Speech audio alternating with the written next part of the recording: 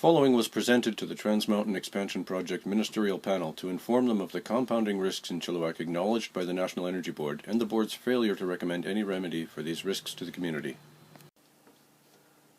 This slide is pages from Kinder Morgan's application to the National Energy Board, placed over a Google map of the Chilliwack area so you can better see where those pages actually are.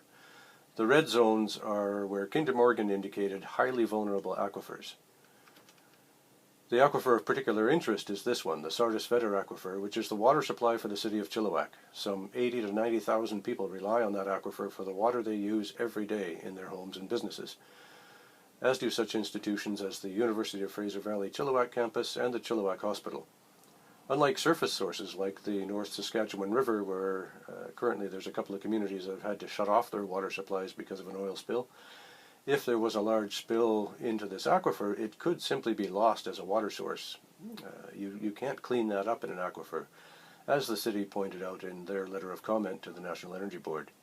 The pipeline route actually intersects capture zones of city wells, and in addition to the pipeline being on the aquifer here, it is also on the Vedder Mountain Fault, as you can see on this map, and then it crosses the flats and crosses the Sumas Fault as well before going up Sumas Mountain. Trans Mountain are still investigating these faults at the time that the NEB submitted their report to the federal government.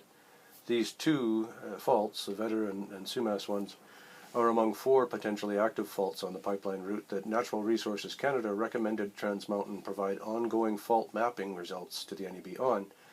And these 2 faults, Vedder and Sumas, Natural Resources Canada recommended that Trans Mountain provide the NEB with specific conclusions as to whether these faults have been active in the Holocene epoch, the current period of geologic time, so about the last 12,000 years. The quote you see above the map there is from the NEB's report to the federal government, talking about just these issues in that area.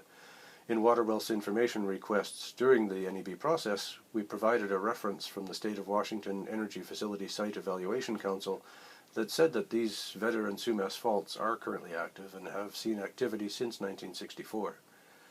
The NEB's condition number 69 on the project included that Trans Mountain must file with the NEB at least 3 months prior to commencing construction fault mapping studies, including conclusions regarding possible seismic activity during the Holocene epoch on the Sumas Fault and the Vedder Fault, as well as potential for compounding risks due to the proximity of these 2 faults.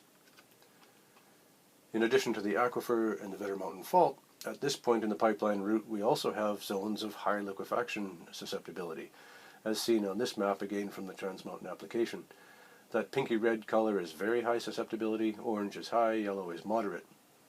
What that is, liquefaction susceptibility, is the effect where during an earthquake the ground can become more or less liquid, and things like pipelines can float up out of the ground while buildings and things can sink down into the ground. Another thing that can happen, we see right where the pipeline crosses the Vedder River here in a zone of very high liquefaction susceptibility. Another thing that can happen around rivers in the event of an earthquake is the banks can spread apart, and there's a risk of them, if that happens, actually pulling the pipeline apart with them. So this area here where we have these overlapping risks with the pipeline, the aquifer, the fault line, the very high liquefaction susceptibility, this is all occurring right where we also have Peach Creek Salmon Enhancement Area, the Rotary Trail, the Vedder River, and Brown Creek Wetlands. It's also, the pipeline crosses just upstream from the Great Blue Heron Reserve. These are areas of vital community interest in Chilliwack, both in terms of quality of life benefits and in terms of economic benefits. The Vedder River has 5 species of salmon and several species of trout. It has been said to have the most rod hours of any river in North America. Peach Creek and Brown Creek Wetlands are both salmon enhancement areas where significant investments have been made in creating prime spawning and rearing habitat.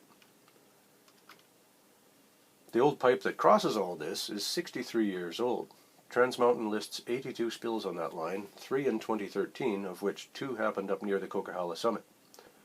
Those 2 were not detected by any of the pipeline safety systems, and were in fact found by people walking on the ground and finding oil at surface. A group of us went up there that summer to see the spill locations. We went expecting to find 2 repair sites. In fact, we found many. We walked 7 kilometers of the canyon, and there were excavations on the pipeline all along. Some people on ATVs coming the other way said that there were more beyond where we turned around that day. The closest repair to Chilliwack in that direction was one about 5 kilometers east of Bridal Falls. There was another a couple of months ago right beside the Coquihalla River just outside of Hope, and there's been a couple done in Abbotsford.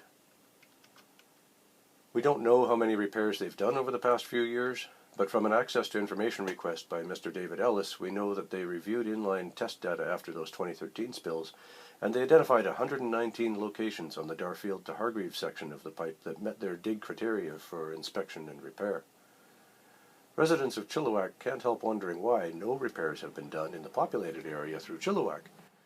It's hard to imagine that somehow the pipeline is magically healthier in this section where it lies over the aquifer. The quote from the NEB report that was on a couple of earlier slides, and the NEB's condition number 69 on the project, clearly show that the NEB acknowledge the risks present in this section of the pipeline, yet they offer no relief to the community from these risks. They leave it up to Kinder Morgan Trans Mountain to complete their assessments and complete their design after approval, and to simply report to the board as they go. NEB conditions number 94 and 130 speak of groundwater monitoring. We don't want to simply know when the water is contaminated. We want it not to get contaminated in the first place. The National Energy Board has failed the people of this community, the people who live here, who use these places, and who drink this water. The WaterWealth project asked the Ministerial panel to have the federal government take the opportunity to correct this failure and to provide certain and permanent relief to this community from the threat of oil spill into its water supply or into these areas of such exceptional ecological and economic value that are so much a part of the quality of life in Chilliwack and Yarrow. Now, to be clear, the WaterWealth project does not support Kinder Morgan's desire to twin the Trans Mountain system for a host of reasons that have been well represented by many since Kinder Morgan's intentions were announced. However, Chilliwack is our home, and in the event that the pipeline is approved and does proceed, the solution to this local concern is clear.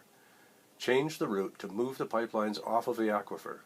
It would be simply foolhardy to fail to take the opportunity to remove this threat from the water supply we all depend on.